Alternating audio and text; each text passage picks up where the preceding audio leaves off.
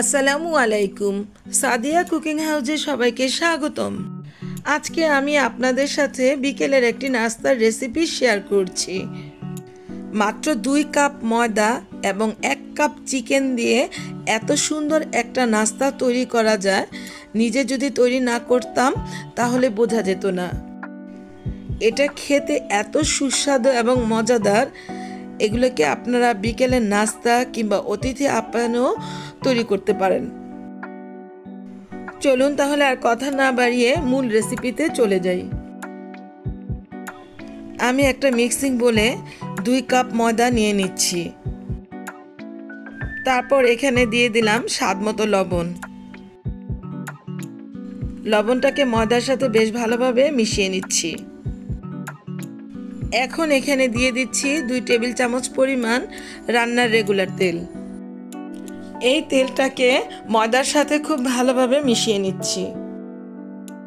আসলে আমরা ময়দার ডোটা এমনভাবে করে নিব, আমরা যেমন সচরাচর রুটি তৈরি করি, রুটির ডোটা যেভাবে তৈরি করি সেভাবেই করে নিচ্ছি। এখন এখানে দিয়ে দিচ্ছি হালকা কুসুম গরম পানি। পানিটা আমি একবারে দিব না, আস্তে আস্তে করে দিব।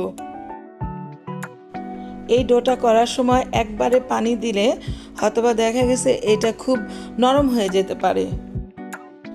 এই যে এভাবে আস্তে আস্তে ময়দাটাকে ময়ান করে নিচ্ছি।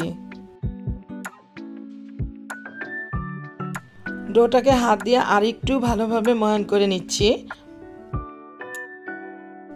ডোটাকে এমনভাবে করে নিতে হবে যাতে বেশি শক্ত না হয়, আবার বেশি পাতলাও না হয়ে যায়।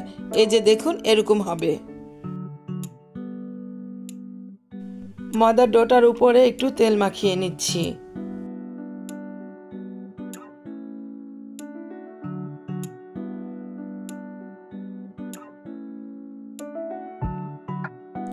এভাবে করে তেল মাখিয়ে নিয়ে এটাকে 10 মিনিটের জন্য ঢাকনা দিয়ে ঢেকে রেখে দিব।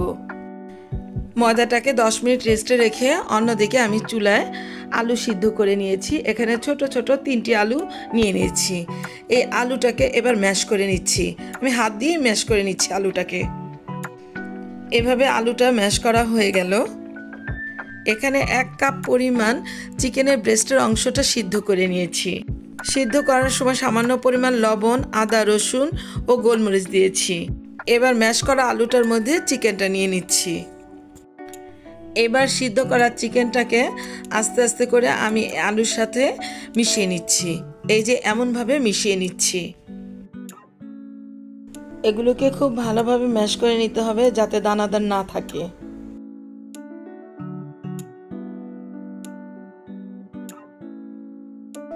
এগুলো ম্যাশ করা হয়ে গেলে দিয়ে দিচ্ছি সামান্য পরিমাণ লবণ।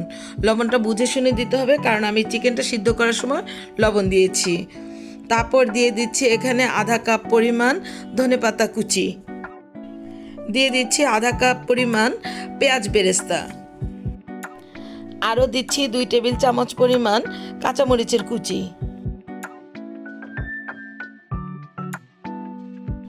এখানে দিয়ে দিচ্ছি হাফ চা চামচ পরিমাণ কালো গোলমরিচের গুঁড়ো, হাফ চা চামচ পরিমাণ গরম মশলার গুঁড়ো, 1 চা চামচ পরিমাণ জিরে গুঁড়ো, আরও দিচ্ছি হাফ চা চামচ পরিমাণ চিলি ফ্লেক্স।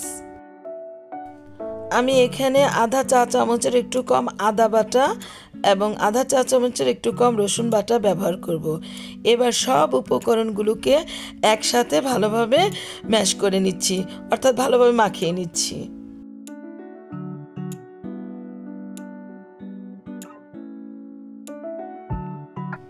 এই যে এগুলোকে খুব ভালোভাবে মাখিয়ে নিতে হবে। তো আমার এই ভিতরের দেওয়ার জন্য পুরটা রেডি হয়ে গেল। এদিকে 10 মিনিট পর ফিরে আসলাম।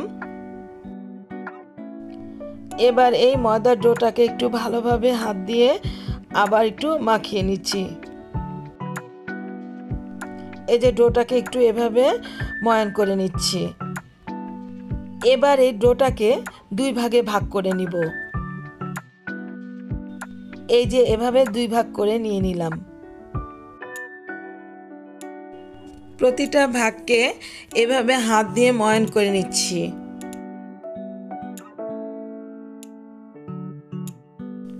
খুব সহজ এই রেসিপিটি তৈরি করা, জাস্ট আমরা সকালবেলা যেই রুটি বানাই ওরকমভাবেই তৈরি করে নিচ্ছি।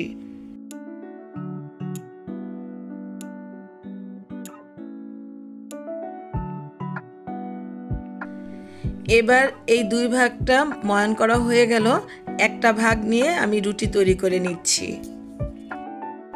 এজন্য একটু শুকনো ময়দা নিয়ে নিলাম রুটিটা বেলার জন্য। রুটিটাকে এবার ময়দার মধ্যে একটু মাখিয়ে নিচ্ছি, তারপর একটা বেলনের সাহায্যে এটাকে গোল করে নিচ্ছি। আমরা যেভাবে সচরাচর রুটি বানাই ঠিক ওরকমই গোল করে নিচ্ছি। রুটিটা বেলতে বেলতে এরকম একটু বড় আকারের করে নিব। এই যে রুটিটা এরকম পুরুত্ব রেখেছি। এবার এখানে মাঝখানের পুরটা আমি দিয়ে দিচ্ছি। পুরটাকে খুব ভালোভাবে চারপাশে ছড়িয়ে দিচ্ছি। পুরটাকেও 2 ভাগে ভাগ করে নিয়েছি, একটা অংশ এখানে নিয়ে নিয়েছি। এটাকে এবার এভাবে করে চারপাশে ছড়িয়ে দিব। এই পুরটাকে এমনভাবে ছড়িয়ে দিতে হবে যাতে রুটিটার মাঝ বরাবর কোনো অংশ ফাঁকা না থাকে। এই যেভাবে হাত দিয়ে দিয়ে চেপে চেপে দিতে হবে। পুরটা ভালোভাবে ছড়িয়ে দেওয়ার পর রুটিটাকে এই যে ফোল্ড করে নিচ্ছি। রুটিটাকে বেশ ভালোভাবে ফোল্ড করে নিতে হবে।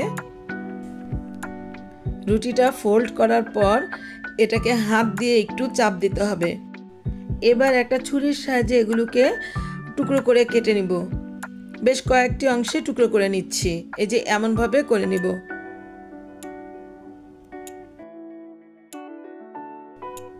আমি একটা রুটি আপনাদেরকে তৈরি করে দেখালাম এবং এটা টুকরোগুলো এভাবেই করে নিতে হবে। অপর রুটিটাও এভাবেই তৈরি করে নিচ্ছি। প্রথম রুটিটা থেকে এভাবে সবগুলো টুকরো করে নিলাম। দ্বিতীয় রুটিটাও এভাবেই তৈরি করে নিয়েছি। দেখুন এতগুলো হয়েছে।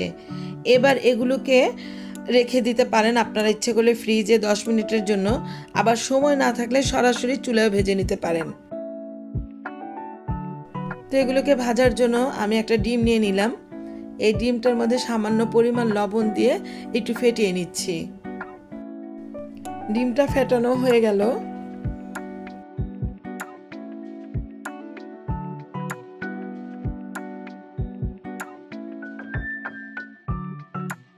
চুলায় একটি ফ্রাই প্যান বসালাম। ফ্রাই প্যানটি গরম হয়ে আসলে এখানে 1 কাপ পরিমাণ তেল দিয়ে দিলাম। তেলটা গরম হয়ে আসলে ওই ডিমের মধ্যে রুটির একটা অংশ নিয়ে এরকমভাবে চুবিয়ে নিচ্ছি। তারপর এটাকে তেলের মধ্যে ছেড়ে দিব। খুব সাবধানতার সাথে কাজটি করতে হবে যাতে হাতে ছিটে না আসে। এমনি করে সবগুলো টুকরো এখানে দিয়ে দিলাম। একটা কাঁটা চামচের সাহায্যে এভাবে করে সবগুলোকে নেড়ে চেড়ে দিচ্ছি।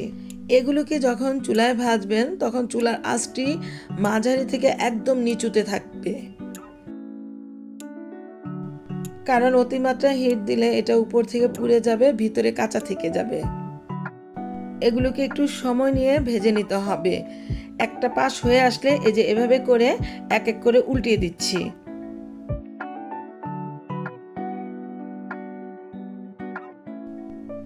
সবগুলো এভাবে উল্টে পাল্টে নেড়ে চেড়ে নিব। এক পাশ হয়ে আসলে আরেক পাশটা উল্টিয়ে দিব।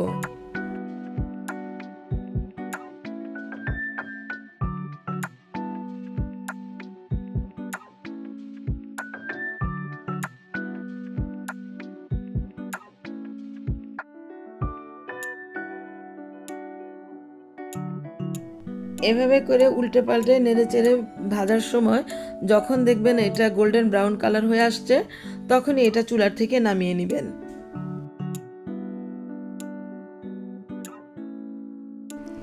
কালারটা দেখুন আস্তে আস্তে চলে আসতেছে।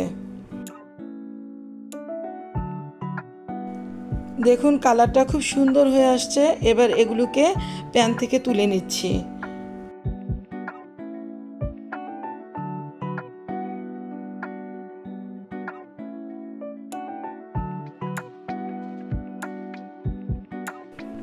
মাশাআল্লাহ খুবই সুন্দর হয়েছে। এবার এটাকে আপনাদের আমি পরিবেশন করে দেখাচ্ছি। 2 কাপ ময়দা এবং 1 কাপ চিকেন দিয়ে এই নাস্তার রেসিপিটি যদি আপনাদের এতটুকু ভালো লেগে থাকে তাহলে আপনারা আমাকে লাইক, শেয়ার, কমেন্টস এবং সাবস্ক্রাইব করতে ভুলবেন না প্লিজ। আর যারা আমাকে সাবস্ক্রাইব করেছেন তাদেরকে অসংখ্য অসংখ্য ধন্যবাদ। আবার হাজির হব অন্য কোনো সময় অন্য কোনো রেসিপি নিয়ে। আল্লাহ হাফেজ।